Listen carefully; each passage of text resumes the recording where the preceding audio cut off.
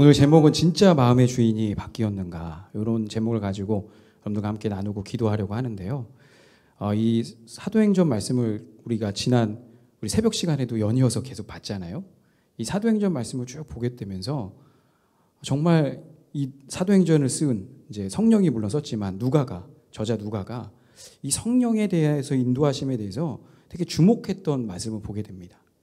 그래서 제가 이제 앞서도 기도할 때 이사야 32장 15절 말씀을 가지고 그렇게 가지고 기도를 했는데, 마침내 위에서부터 영을 우리에게 부어 주시니 광야가 아름다운 밭이 되며 아름다운 밭을 숲으로 여기게 되리라. 그러니까 내가 어떤 눈으로 보냐에 따라서 광야를 숲으로 볼 수도 있고 어떤 사람은 광야로도 볼 수 있다는 것이죠. 그러니까 하나님의 영이 임하고 나니까 광야인데, 보여지는 게 광야인데 숲으로 바라보면서 기뻐하고 있다는 거예요. 그래서 이 사도행전의 저자인 누가는 이 성령의 눈을 가지고 계속 이렇게 조명해서 써 내려가는 것들을 보게 됩니다. 오늘 제가 이제 예배를 하면서 오늘도 말씀을 또 열어갈 때 이렇게 한번 생각해 봤어요. 이제 예배하신 우리 성도님들, 여러분들의 마음 가운데는 오늘 이 시간 누가 여기 계신가요? 누가 여기 계신가요? 저가 있나요? 찬양팀이 있었나요? 누가 이 자리에 있죠? 백운우수 교회, 우리 교회 예배할 때 가장 먼저 그 예배의 자리 속에서 생각나게 한 것이 무엇입니까? 오늘도 우리가 찬양을 하고 또 우리가 이렇게 기도할 때 우리가 주목하고 생각한 분이 누구죠? 제가 히브리서 11장 6절 말씀을 오늘 찬양을 하다가 마음을 주셔서 이렇게 나누는데 한번 보여주시겠어요? 믿음이 없이는 하나님을 기쁘시게 하지 못하나니 하나님께 나아가는 자는 반드시 그가 계신 곳과 그가 자기를 찾는 자들에게 상 주시는 이심을 믿어야 할지니라. 이 믿음에 대한 부분을 이야기할 때 제가 전에도 몇 번 얘기했죠. 하나님 앞에 나아간다는 것 자체는 뭐예요? 하나님 앞에 나아간다는 건 믿음이 있으니까 나가는 거잖아요. 근데 그런 자에게 두 가지를 요구합니다. 첫 번째, 계신 거를 믿어야 돼. 계신 거를 안 믿을 수 있다는 거죠. 너무 저는 깜짝 놀랐어요. 야, 하나님께 나아간다는 것 믿어서 나가는데 역설적으로 계시지 않고도 나올 수 있구나. 그분이 또 상 주시는 분이야, 복 주시는 분이야 생각하지 못하고 오히려 나에게 벌을 내리는 건 아닐까? 내 모습이 좀 이렇게 살았는데 혹시 나에게 화를 주시는 거 아닐까? 이런 하나님에 대한 또 옳지 않은, 또 하나님의 그 인자하시고 너그러우신 그 사랑스러운 하나님을 바라보지 못하는 분들도 있다는 거죠. 저는 제일 먼저 계신 것을 믿고 있는가? 나는 정말 이 예배 자리에서 하나님이 여기 계시고 주님께서 오늘도 말씀하여 주셔서 그 말씀을 붙잡고 기도해야 되겠다, 이런 열망 때문에 내가 오늘도 이 금요 기도의 자리에 섰고 내가 말씀을 나누려고 하나? 저에게 먼저 적용을 했어요. 그러고 나서 보니까 야, 정말 내 안에 어느 순간 이 예배가 형식화되어지고 되게 종교화되어지는, 이 고착화되어지는 제 모습을 발견하게 돼요. 그러면서 하나님이 오히려 너 진짜 내가 있는 곳을 믿느냐? 이거 하나만 분명해도 다를 텐데. 제가 지난 시간에 말씀드렸잖아요. 빌립이 사마리아 성에 왜 갔다 그랬어요? 전도하러 갔습니다. 결론은 전도가 됐어요. 그런데 7장에 스데반의 순교로 인해서 초대교회에 엄청난 박해가 있었습니다. 이제 그냥 보이는 족족 잡아서 죽는 느낌이에요. 그러니 어느 정도로 이 예루살렘 교회가 흩어졌냐면 두루 다니며 흩어졌다. 왜 숨바꼭질 할 때 술래가 딱 있으면 하나 둘 셋 넷 10번 세면 자 숨어 이럴 때처럼 보이지 않게 머리카락이 보이면 죽는 거예요. 그냥 머리카락 보였네, 아이고 일로 와, 이렇게 장난이 아니잖아요. 걸리면 죽는 거예요. 그래서 빌립이 어디로 숨었을까? 그래도 순례가 안 오는 곳을 숨어야 되잖아요. 순례가 누구예요? 유대인. 유대인들은 그래도 상종하지 않는 곳이 어디예요? 사마리아 성. 사마리아 성에 왜 갔을까요? 안 잡으러 오니까. 그래서 도망을 갔다가 왜 왔어? 그렇게 내가 여기 왜 왔지? 예수님 믿는 것 때문에 왔어요. 그러면서 예수의 복음을 전했는데 놀랍게 빌립의 그 선포와 함께 기사와 표적이 나타나는 거예요. 누가 제일 놀랬다 그랬죠? 지난 시간에? 빌립이 제일 놀랬어요. 그렇잖아요. 자기도 내가 도망쳐 왔는데 전도하니까 와, 그렇지, 날 여기서 보내신 이유가 있구나. 오히려 이 박해가 흩어져서 사도행전 1장 8절에 온 유대와 사마리아와 땅끝까지 이르러 내 증인이 되리라는 약속의 말씀을 성취하는 도구가 박해가 되어졌다는 것이죠. 이렇게 큰 박해 가운데 있는데 박해를 박해로 보지 않고 오히려 큰 기쁨이다. 사도행전 8장 8절에 그 성에 큰 기쁨이 있었다. 이 딱 짧은 이 한 절에 그 박해 가운데 기쁨이다라고 표현하고 있다는 거죠. 분명히 초대교회가 지금처럼 이렇게 교회를 건물을 졌을까요? 뭔가 분위기 좋게 여름이니까 에어컨을 틀어놓고 예배드릴 수 있는 그런 환경이었을까요? 도망자예요. 지금 도망치다 보니까 뭐 여보로 또 준비하지 못할 만큼 그렇게 다급하게 왔습니다. 그런데 큰 기쁨이 있더라. 어떻게 거기에 큰 기쁨이 있겠죠? 그러니까 성령에 사로잡히니까 성령이 성취하시고 일하시는 것 앞에서 야, 이게 이루어졌네. 약속하신 말씀이 이루어지고 있네. 이런 식으로 광야를 광야로 보지 않고 숲을 바라보면서 그렇게 기록을 하고 있다는 거예요. 오늘 제가 이 본문을 읽어가면서 이제 고민했던 부분이 뭐였냐면 이 사도행전을 보게 되어지면 좀 우리가 좀 난해하기 어려운 것이 나옵니다. 뭐냐면 분명히 성령은 언제 임하느냐. 우리가 아마 세가족 양육이나 1:1 양육 뭐 성경 공부를 하게 되면 성령에 대한 이야기를 할 때 이렇게 예수님을 믿었을 때 예수님 믿고 이렇게 결단을 할 때 이미 그 전부터 성령이 역사하신 거다.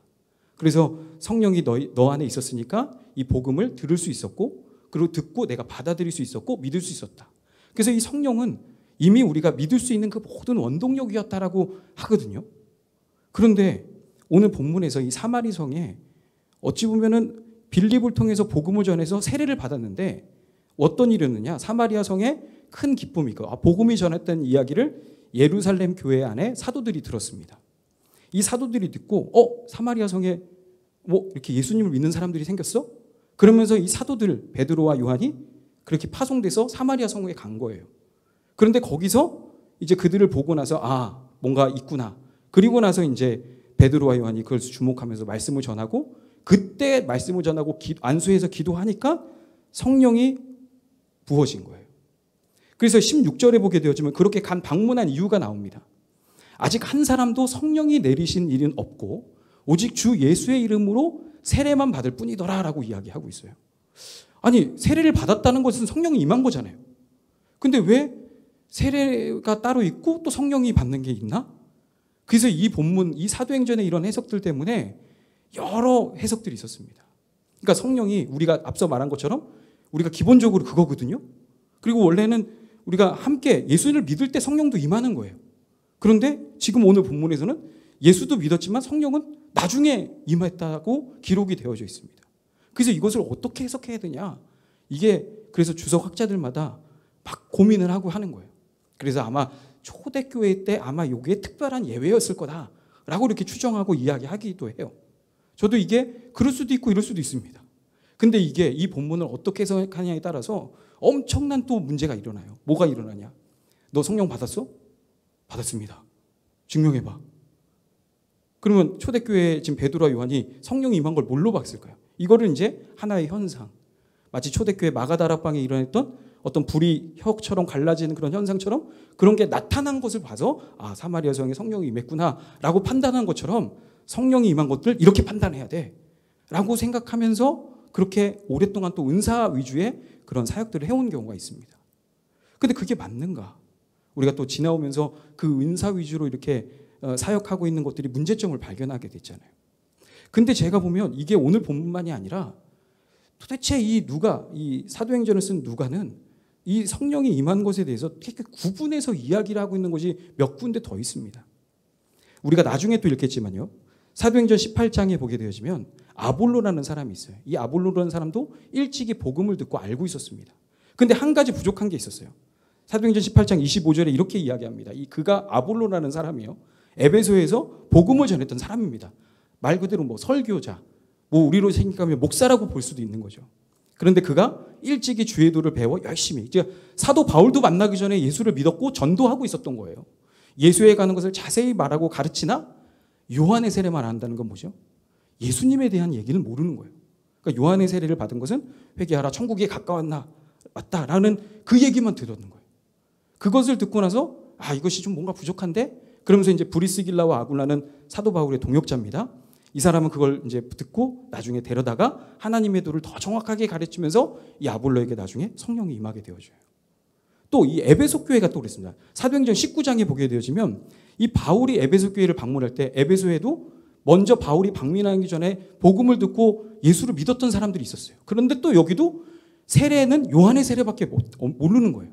그러니까 초대교회 마가다락방에서 성령의 세례를 몰랐던 겁니다. 그래서 이 바울이 문제가 있구나. 그래서 다시 말씀을 전하고 안수하여서 이렇게 할 때 방언을 통해서 이 성령이 임하는 것을 보게 되어집니다. 도대체 우리가 받았을 때 예수를 믿고 세례를 받았으면 똑같이 성령도 임한 거잖아요. 근데 왜 이렇게 구분해서 왜 이 누가는 이렇게 써놨을까? 저는 이것을 이렇게 가만히 묵상하면서 여러 학자들의 이야기도 있지만 이 누가는 아까 그랬잖아요. 성령에 사로잡혀 있었어요. 그냥 단순히 교회만 다니고 예배만 드리고 이것이 아니라 진짜 너의 삶의 주인이 완전히 바뀌었느냐. 성령이 너한테 임했다는 것 자체는 누가에게는 어떤 은사가 중요한 게 아니라 그 은사가 뭐예요? 뭘 얘기하는 거예요? 너가 죽었고 이제는 너의 주인이 예수님으로 바뀌어서 온전히 주장하는 상태. 이것만 바라보고 있었던 거죠. 아볼로가요? 복음을 들어도 그렇게 열정적으로 복음을 전했습니다. 그런데도 부족한 게 뭐였을까요? 자기의 어떤 힘과 능력으로 했던 거예요. 이 누가는 계속적으로 초점이 성령에 의지하고 있는가, 성령의 충만함을 힘입고 있는가, 이것에 관점을 갖고 있는 거죠. 사마리아 성에 사도들이 방문하기 전에 큰 기쁨이 있는데 왜 성령을 또 임해야 됐을까요? 왜 기쁨이 먼저 임했으면 당연히 성령이 임한 건데 왜 사도들이 가서 또 다시 한번 그 인치는 것처럼 성령이 임하는 기도를 왜 했을까요? 우리에게 되게 중요한 것이 무엇인가? 그냥 교회를 열심히 다니는 게 중요한 게 아니에요. 정말 내가 누구의 어떤 성령님에 사로잡혀서 그렇게 살아가고 있는가? 그렇지 않은가? 이건 되게 중요합니다. 왜냐하면 똑같이 교회를 다녀도 보는 생각이 달라지거든요. 그러면 보는 생각이 달라진다는 것 자체가 바로 그 사람이 진짜 예수를 믿는 사람인지 아닌 사람인지를 분별할 수 있다는 겁니다. 겉으로 봤을 때 모른다는 거예요. 겉으로 다 오랫동안 믿었고 교회를 다녔고 열심히 전도까지 했어요. 그럼 딱 봐도 우리가 봤을 때는 예수를 잘 믿나 보다 라고 생각하지만 정말 내 마음의 주인이 바뀌어서 성령 충만이 그거잖아요. 예수님이 온전히 주인 되어졌는가. 이 부분에서 초점이 맞춰져 있다는 거예요. 나는 그래서 예수님의 주인이 되어서 지금 이 순간에도 주인이 말씀하시는 그 말씀에 귀를 기울이면서 쫑긋하면서 주님 오늘 말씀해 주십시오. 제가 듣고 싶습니다. 이런 마음을 가지고 열망을 가지고 오늘도 듣기를 원하고 기도하기를 원하는가. 아니면 또 여러 가지 산더미 같은 문제가 있어가지고 그 문제, 광야를 바라보면서 문제를 해결해 주세요. 이런 마음을 가지고 내가 나왔는가. 똑같이 나온 것 같지만 성령이 임한 것과 임하지 않는 것의 차이는 이렇게 문제를 보고 어떤 예배를 드리는 생각과 판단이 다 달라진다는 것이죠. 바라기는 우리 귀한 성도님들 안에 눈이 열려서 정말 이 누가가 그렇게 집중했잖아요. 그 기쁨이 임했어도 성령이 임했는가. 그래서 오늘도 이 성령이 충만함의 힘을 이끌어 그렇게 기도하는 이 밤이 되었으면 좋겠습니다. 오늘 이제 더 이어서 성령에 대한 이끄심 속에 이 성령 충만을 받을 때에 우리가 조심해야 될 게 무엇인지를 오늘 길게 설명을 하고 있어요. 저는 이 드라마 바이블 성경을 통해서 어떨 때는 정말 내가 그 안에 들어가 있는 것 같아 하는데 오늘 성우들이 너무 멋지게 이야기를 했어. 저는 오늘 이제 이 사마리아 성에 시몬이라는 마술사가 나옵니다. 시몬이라는 이름이 참 많아요. 베드로의 이름도 시몬이었잖아요. 그렇죠? 그런데 그런 시몬이 아니에요. 똑같이 여기 베드로 시몬 똑같은 이름이 똑같은 사람이에요. 근데 베드로는 예수님이 너 반석이다 그래서 베드로로 바꿨고 여기 이 사마리아 성 안에서는 시몬인데 이 시몬은 뭐냐? 마술사 시몬인데 우리로 말하면 무당으로 여기면 됩니다.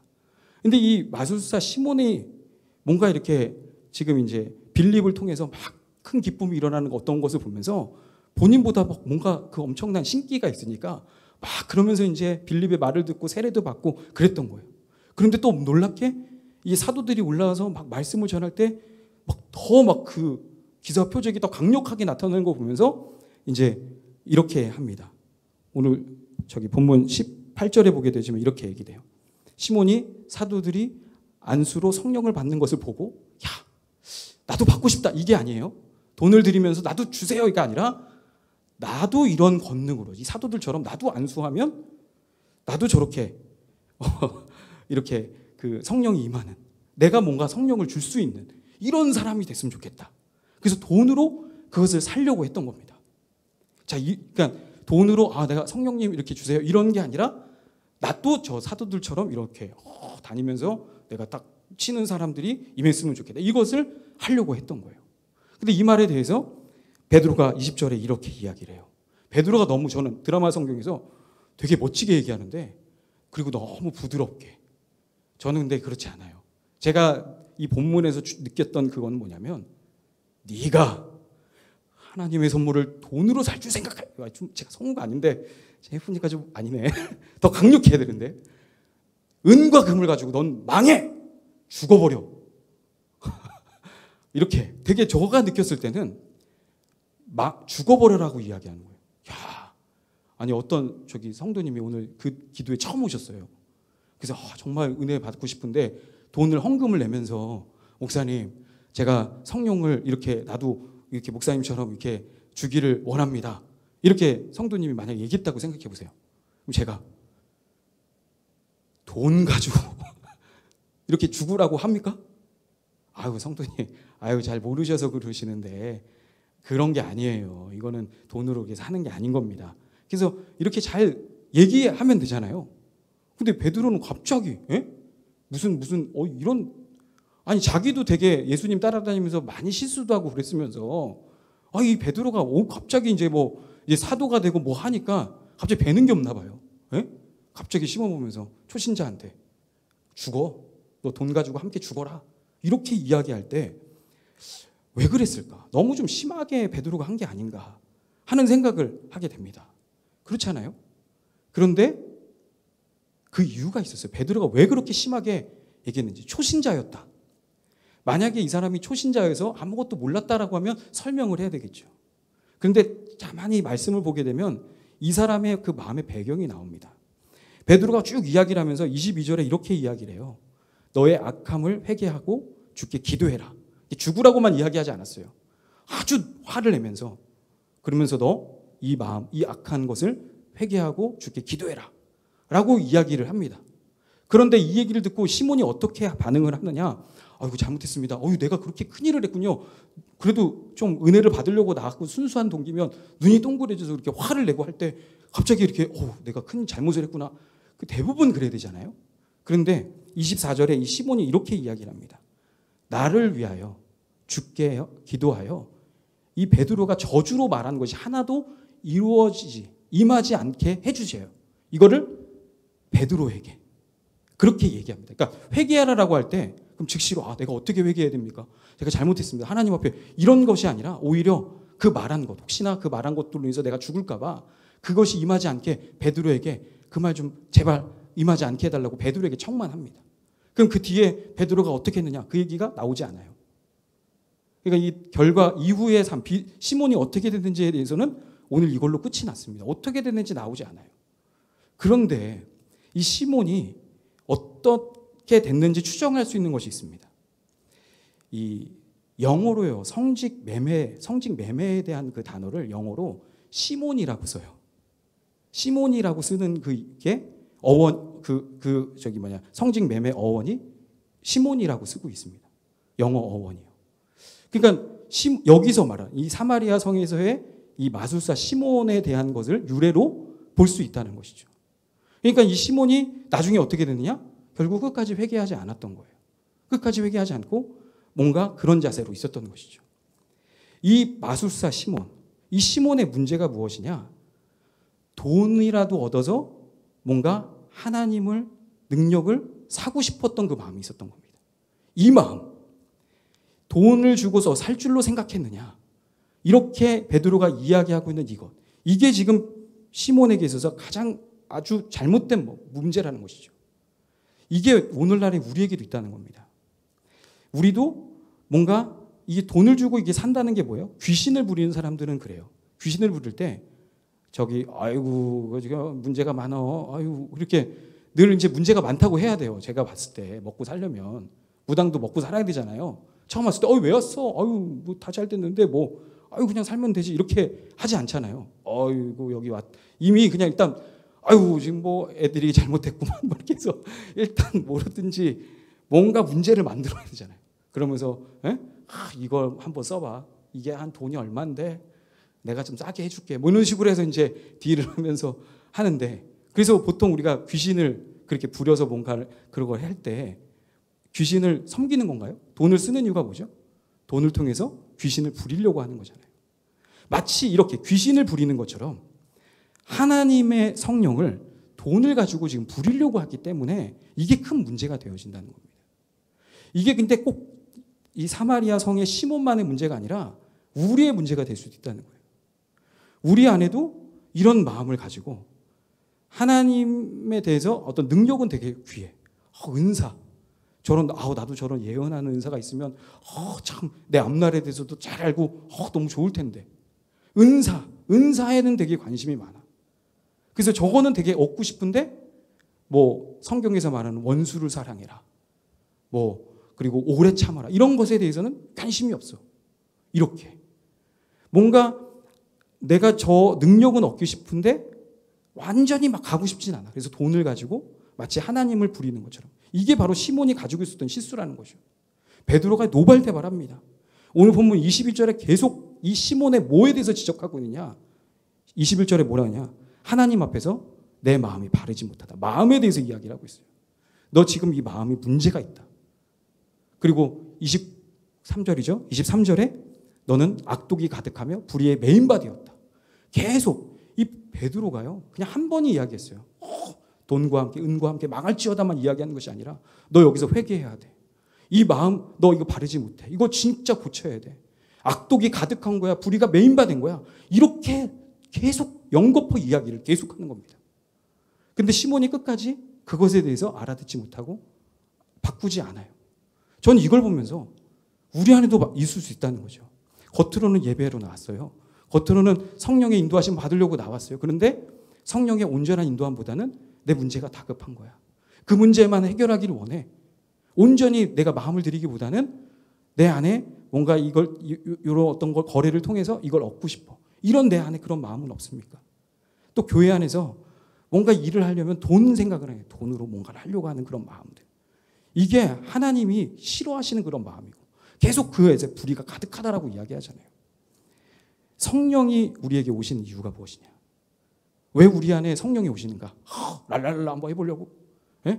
좋다 이거. 야 내가 방언도 하네? 신기하네? 이렇게 신기한 걸 경험케 하려고? 아니면 막 예언을 통해서 막 신기한 또 앞날을 또 예측하면서 사람들에게 한번 존경식 받아보려고? 뭐 죽은 자를 막 아픈 사람을 막 내가 막 뭐 사도들은 막 겉옷만 만져도 낫겠는데 그렇게 해서 막 사람들에게 한번 막 신유의 은사를 한번 드러내 보려고 그렇게 한번 너 한번 신기한 거 경험해 봐. 좀 말씀을 드렸지만 성령님이 이러려고 오셨겠습니까? 성령님이 오신 이유가 무엇일까요? 성령님이 왜 우리 안에 그리고 누가가 이 사도행전에서는 누가가 계속 이 성령이 임했냐 안 임했냐를 주목해서 본 게 무엇이었을까요? 성령이 오신 목적은 고린도후서 6장 16절로 18절에 이렇게 쓰여져 있습니다. 이 일을 통해서 성령님을 통해서 하나님이 나의 하나님이 되고 나는 그의 백성이 되어지고 하나님은 나의 아버지가 되고 나는 자녀가 되어지고 이렇게 정말 친밀한 어떤 그런 관계와 교제를 이루기 위해서 성령님이 우리 안에 인쳐서 오신 거예요.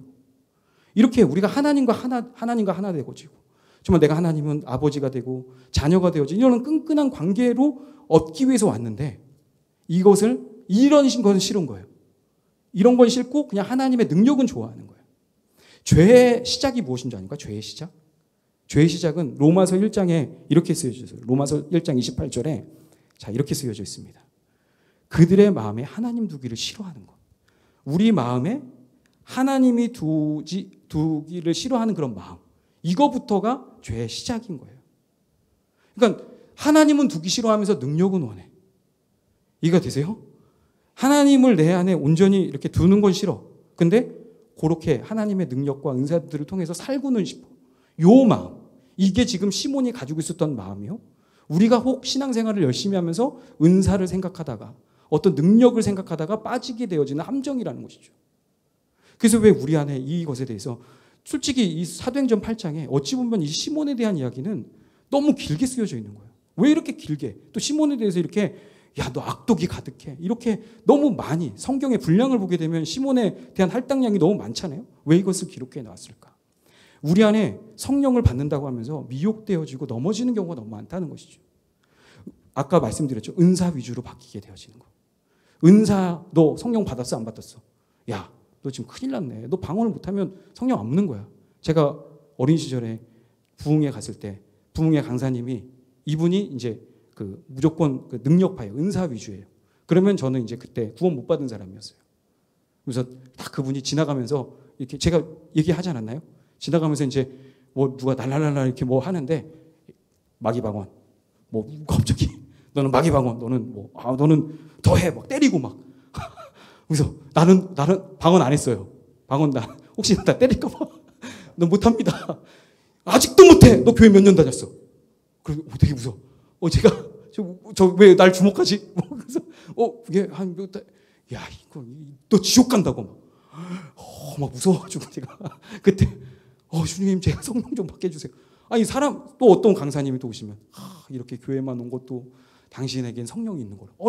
전에 그 부흥 강사님이랑 또 틀린 거예요. 근데 제가 그게 뭐 기억이 나나요? 이 강사님 있으면 그냥 좋다가 이 강사님 있으면 무서웠다가 이렇게 왔다 갔다 제가 왔다 갔다 했어요. 근데 왜 그런 은사를 왜 그렇게 강조할까요? 은사를 왜 강조할까요?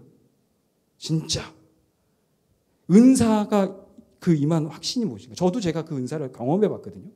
근데 은사를 경험하고 나니까 처음엔 좋아요. 마치 새로운 어떤 뭐 새 것을 산 느낌이야. 그래서 처음엔 저도 방언 받았을 때 이야 이제 진짜 계시는구나 막 했는데 한 달 지나니까 좀 딴 거 없나? 왜 우리가 뭐 하나 사면은 또 다른 게 있잖아요. 은사가 뭐의 함정에 빠지느냐? 뭔가 막 새로운 또 뭔가를 또 추구할 것 같은 그런 마음이 드는 거예요. 그래서 더 열심히 기도해야지 막 더 큰 은사를 막 기도하라고 막 왜 이렇게 때리고 막 할까요? 왜 그렇게 하라고 할까요? 그렇게 하는 게 또 그 주의 종 입장에서 또 좋은 것 같아 보여요. 진짜 근데 그렇게 하는 이유가 하나님과 정말 하나 되고 막 이러려고 했을까? 제가 가만히 생각해 봤을 때 제가 신앙생활하면서 그렇게 배웠을 때 그런 걸 강조하기보다는 뭔가 막 그 은사를 가지고 막 있네 없네 구분하고 그러면서 뭐 너는 뭐 잘못 이렇게 하면서 뭔가 편가르기를 하고 그렇게 했던 그런 모습. 근데 하나님이 얼마나 그 모습이 답답할까? 마음에는 하나님이 있는 게 싫어요. 아까 말했죠? 하나님이 함께 계셔서 어떤 일을 하기로 하느냐? 사랑을 온전히 이루는 거예요. 근데 사람들은 사랑을 온전히 이루는 것에는 관심이 없어. 서로 사랑 못하죠. 어떻게 뭐 형제끼리도 우리가 뭐 가족끼리도 사랑을 못하는데 나중에 천국에 가서나 이건 되게 쉽게 타협해요. 그러면서 그건 나중에나 아니면 천국에 가서나 생각하는 것이고 우리 안에 막 은사는 막 지금 바로 임하면 좋을 것 같고 이게 우리 안에 이 시몬이에게 계속 그렇게 너 은과 함께 망할지어다. 그렇게 정말 베드로가 아주 심각하게 이해한 것처럼 이게 오늘날의 나에게 하나님은 마음에 두고 싶어 하지 않고 하나님의 은사만 기다리고 있는 하나님 내가 능력을 보여주면 내가 믿을게요. 진짜 그 믿으려고 하는 건가? 진짜 하나님의 그 인도하심 앞에 내가 온전히 하나 되려고 그렇게 하는 건가? 우리에게 이렇게 묻고 계시다는 것이죠. 성령님의 인도하심. 저도 제가 오랫동안 그 부분에서 이게 성령의 인도하심이 맞나 틀리나 그런 고민들을 했습니다. 그러면서 제 안에 정말 하나님의 음성을 어떻게 들을까? 하나님의 음성을 어떻게 분별할 수 있을까? 그리고 어떻게 한 마음이 되어줄 수 있을까? 이런 것을 가지고 얼마나 많이 제 마음 가운데 고민하고 힘들었는지 몰라요. 오늘 이 시간에도요. 성령님이 안 계셔서 내가 안 계시니까 이런 성령을 다시 받자가 아니에요. 이미 우리 안에 오셨는데 내 안에 마음이 악독이 가득해요. 내 안에 하나님이 아닌 다른 곳으로 지저분한 것으로 가득 채워져 있습니다. 그게 무엇이냐? 여전히 내가 살아있는 거죠. 말씀드렸잖아요. 성령 충만이 무엇이냐? 내가 온전히 없어진 거예요.